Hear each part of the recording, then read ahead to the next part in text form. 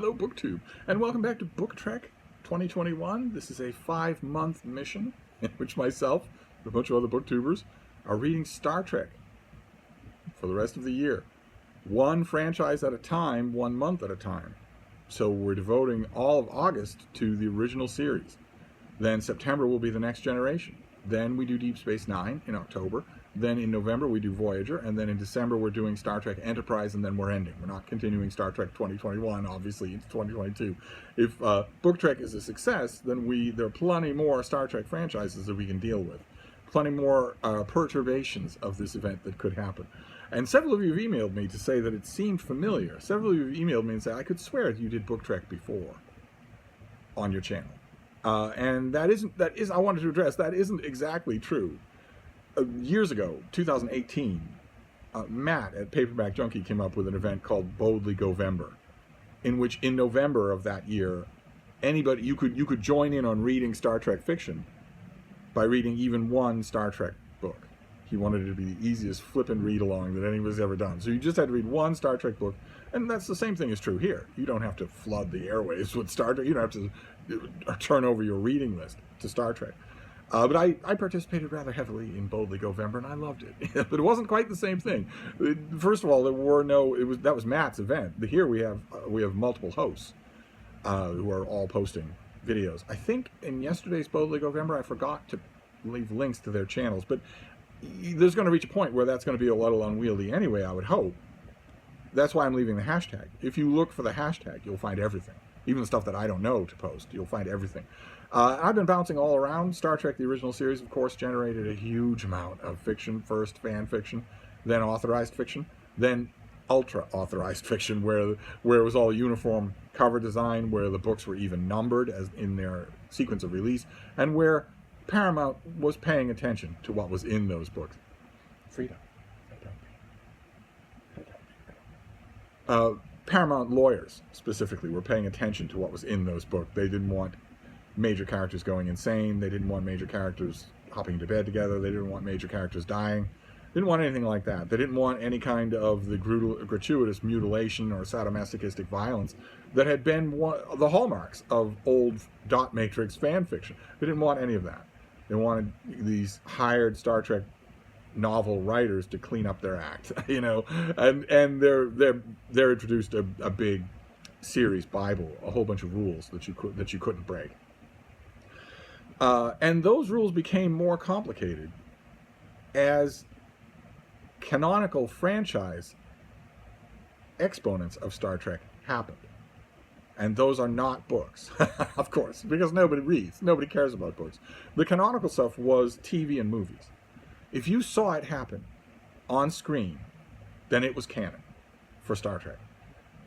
Except in egregious circumstances where all of fandom united to say that we don't really think that's canon. We don't really think that's true. Like, for instance, Star Trek V, a much maligned movie in the original series run of movies that most fans like to just forget about. I can kind of see where that would be true. It rewrites whole swaths of Star Trek quickly and without seeming to care much. Amanda was not Sarek's first wife. Sarek had a son before he had Spock. Jim Kirk meets God.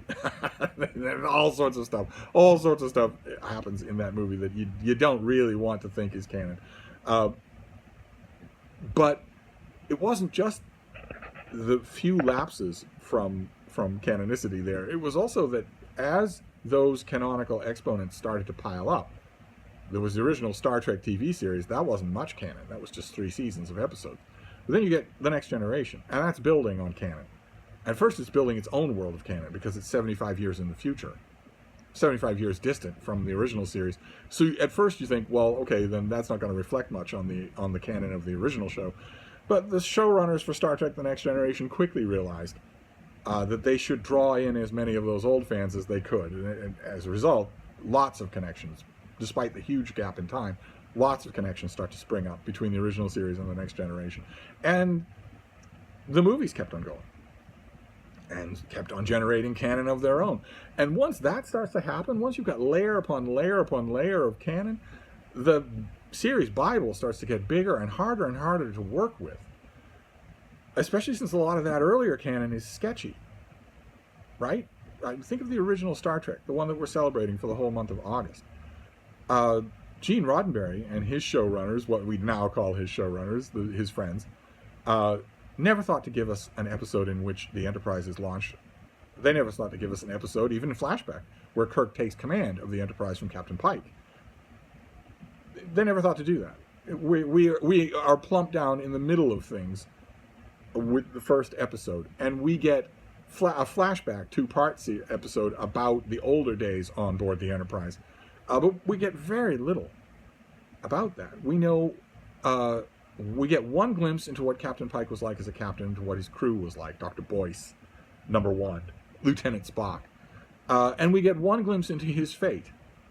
What happens to him? We know virtually nothing in between. We don't know what Captain Pike was doing at any of the rest of that time. Did he take place in a war against the Klingons? Did his Enterprise have as many adventures as Jim Kirk's Enterprise?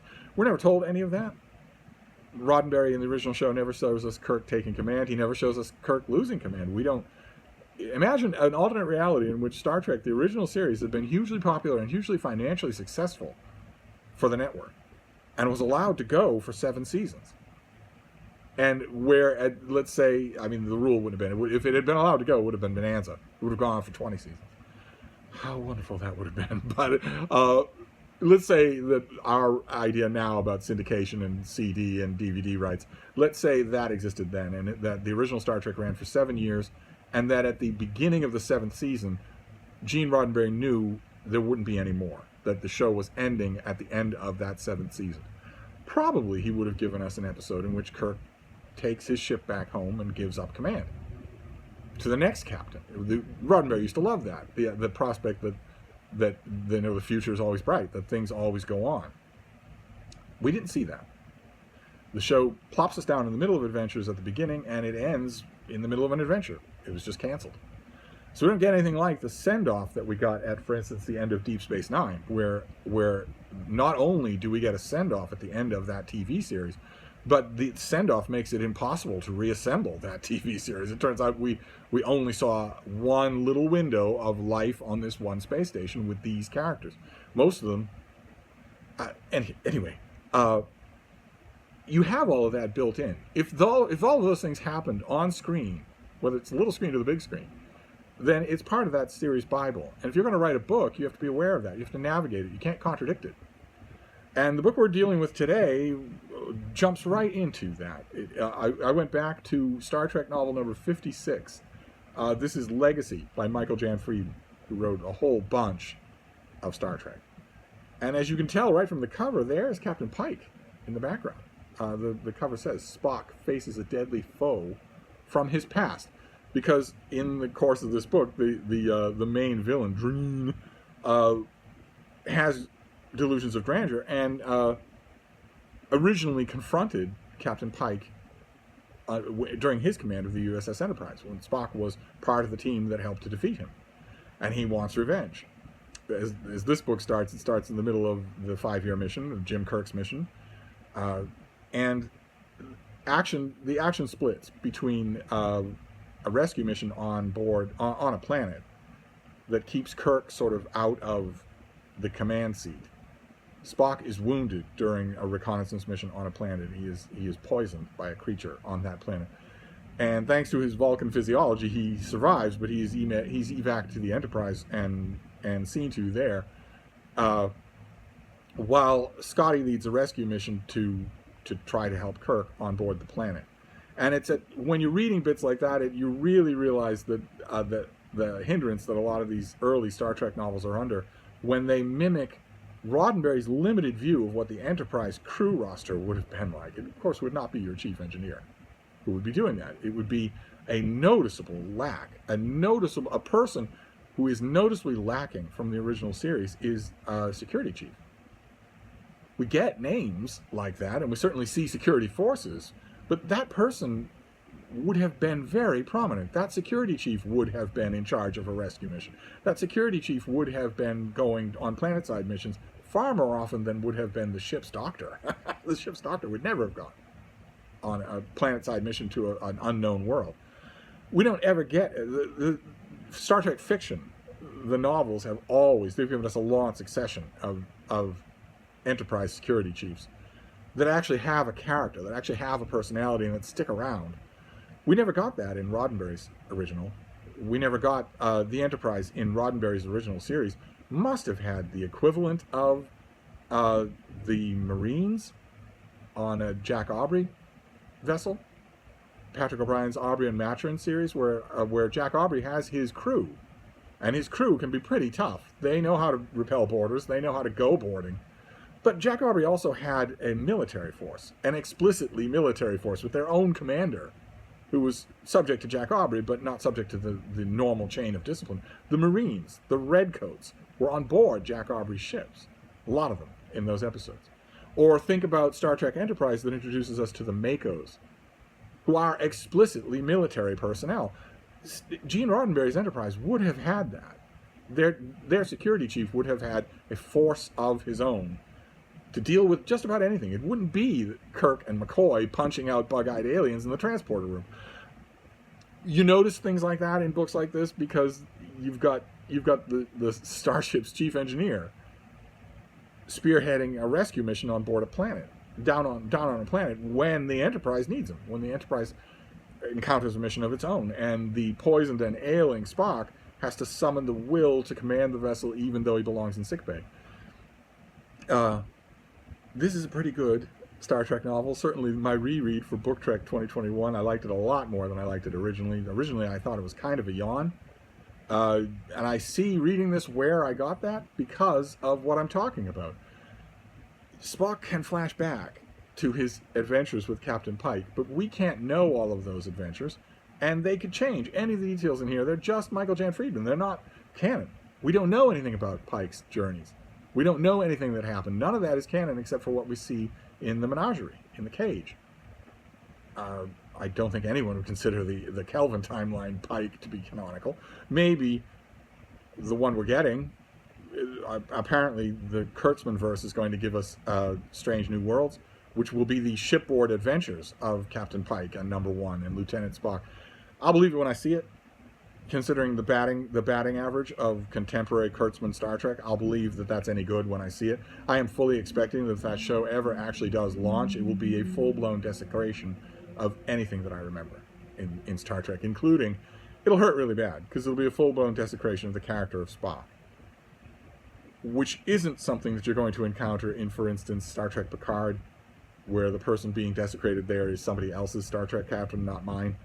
It won't be anything that you encounter in Star Trek Discovery, because those are all new characters. They're not canonical. The closest you come to desecrating Spock in there is saying they had a know-it-all better than him at everything human sister.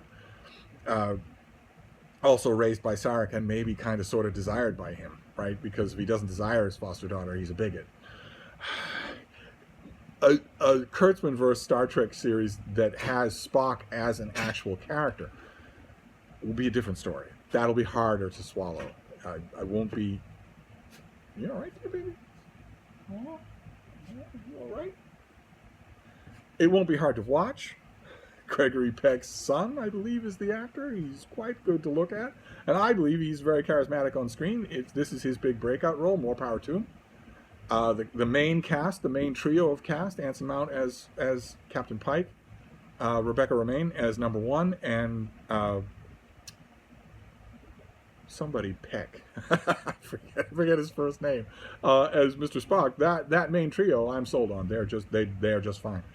Build a show around that chemistry and genuine optimism and heroics, as opposed to entitled whining, and you might have a success. You might have a Star Trek that I really like.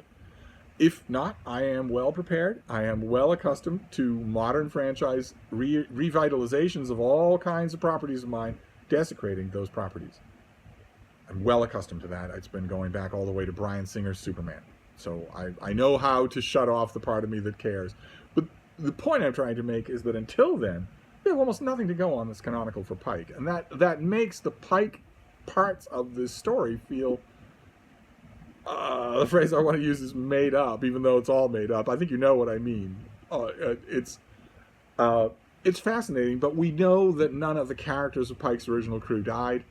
one of the original crew members that is invented by Michael Jan Friedman here has a big role in the novel and has gone on to do something, but it's invented by Friedman. It's not any of the characters that we see in the Menagerie. The characterizations of the Jim Kirk era Star Trek characters here are well done. And I don't think I was paying so much attention to that when I read this the first time. I think the first time I was really hoping this would be a Rock'em Sock'em Pike adventure. I'm kind of amazed there's never been a long series of books about that. There's been quite a few, but spotty here and there, as opposed to a regular ongoing series. I guess because there's no point. Maybe Paramount said, no, we might want to use those characters. Don't bother building up an extended imaginary universe when we're certainly going to contradict it. We're not going to pay attention to any of your books, so don't bother to do it. And there's also less name recognition. You know, there's name recognition for the Enterprise and for Spock, but for Pike, #1, no. Either way, I can recommend this. I enjoyed the second reading much more than the first one. It's kind of what I was hoping for BookTrek 2021. I was kind of hoping that revisiting some of these books that I haven't read in years would really bring them alive for me, would help me to see things in them that I didn't see the first time. That certainly happened here. My estimation of this book went up. So we're gonna see if we can do the same thing tomorrow or whenever. I'm hoping it'll be tomorrow. I'm just gonna plow through with BookTrek to the end of the month, but weekends can be a little dicey. We shall see. Tomorrow is supposed to be every bit as hot and humid as today, with maybe the slight chance of an interval of rain, but not much. It won't be much rain. It certainly won't bring relief. Relief is not coming tomorrow, and that starts to have a cumulative effect. Not on me. No longer on me. I love this weather. It can't get hot enough for me. But on the bean. It's a right bean. Baby. Why are you doing? If it's boiling hot during the day, that's one thing. If it's boiling hot at night and just never cools off, there's never any relief, that starts to get to Her Highness. So we shall see. Tomorrow might be dicey for making a whole handful of videos.